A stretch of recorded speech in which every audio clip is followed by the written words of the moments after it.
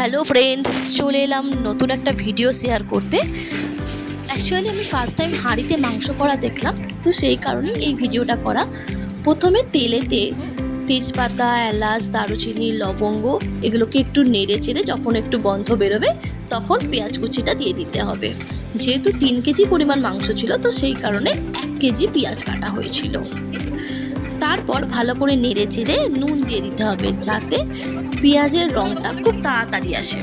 তারপরে 8 থেকে 10টা লঙ্কা চিড়ে রাখা ছিল যেটা দিয়ে দেওয়া হয়েছিল, এবং লঙ্কা আর পেঁয়াজটা একসাথে যখন ভাজা হবে তখন একটা খুব সুন্দর একটা স্মেল বেরোবে। এবং তারপরে দিয়ে দেওয়া হয়েছিল রসুন বাটা দিয়ে দেওয়ার পরে ভালো করে কষে যখন ওটা লাল লাল বাদামি রঙের হয়ে যাবে সেই সময় দিয়ে দেওয়া হয়েছিল আদা বাটা দিয়ে দেওয়ার পরে অবশ্য লঙ্কা গুঁড়ো, হলুদ গুঁড়ো, কাশ্মীরি লঙ্কা গুঁড়ো, ধনে গুঁড়ো দেওয়া হয়েছিল, দিয়ে ভালো করে কষা হয়েছিল যতক্ষণ না সেটা লাল রং আসছে। তারপরে আমি একটু টমেটো বেটে রেখেছিলাম মিক্সিতে, তো সেই টমেটোটা বাটা দিয়ে দেওয়া হয়েছিল। টমেটো বাটা দিয়ে দেওয়ার পর ভালো করে কষা হচ্ছিল যতক্ষণ না সেটাতে তেল বেরোচ্ছে।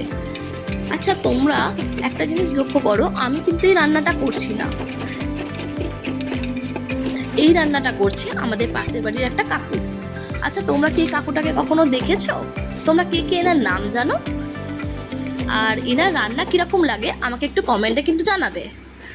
আর জাঙ্গিপাড়া গ্রামের কোনো বাড়িতে ছোটোখাটো অনুষ্ঠান হলে এই কাকুর ডাক অবশ্যই পড়ে, তোমরা নিশ্চয়ই জানো। তোমরা কিন্তু কমেন্টে জানাবে কিন্তু কেমন লাগে রান্না।